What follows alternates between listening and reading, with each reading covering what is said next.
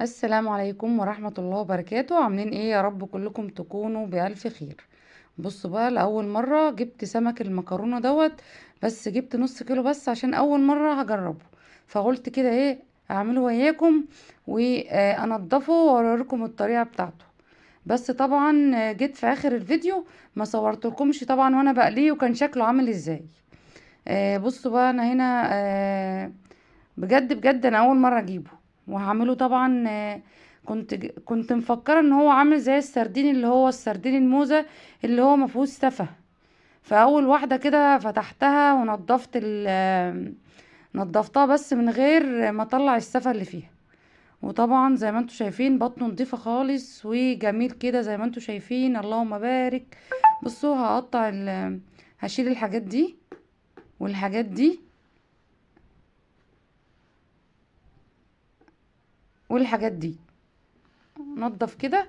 وطبعا فكرت ان هو زي السردين العادي اللي هو نضيف من بره كده، وبطنه زي الفل زي ما انتوا شايفين. وخلاص تعتبر اول واحده نضفتها كده، وحطيتها بقى في الحوض كده عشان اغسلها واروق عليها. تاني واحده بقى وانا بنضفها لقيت فيه ايه، بصوا كده. بصوا، حسيت ان هو بيطلع قشر كده. قلت بس يبقى انا كده اول واحده دي هرجع اجيبها تاني وانضف القشر اللي عليها عشان تبقى ايه في القلي كده تبقى حلوه وتبقى مقليه جميله كده. هو طبعا اول ما جبته كده انا فكرته زي السردين اللي هو الموزه الكبيره ديت، اللي هي ما فيهاش قشر، اللي بتتغسل ويتنضف بطنها وفي الدقيق وتتقلي على طول. لكن ديت لقيت فيها قشر كتير، بس بصراحة كان طعمها جميل قوي وفي التحمير حلو قوي. وكمان لما تحطي معلقة نشا على الدقيق وشوية بقسماط. عارفين البقسماط بتاع البانيه وكده، لما تحطي معلقة مع معلقة النشا على الدقيق بيقرمش معاكي وبيدي لون حلو. يا سلام بقى لو عندك شوية كركم، رشة كركم كمان عليها بيديكي لون حلو قوي. طبعا وعملت رز صيادية. طبعا انا مصوره معاكم رز الصيادية قبل كده بكذا شكل، فما صورتش معاكم بقى غير تنظيف السمك دوت. بصراحة عجبني. وزي ما انتوا شايفين قلبه ابيض زي الشمعة كده.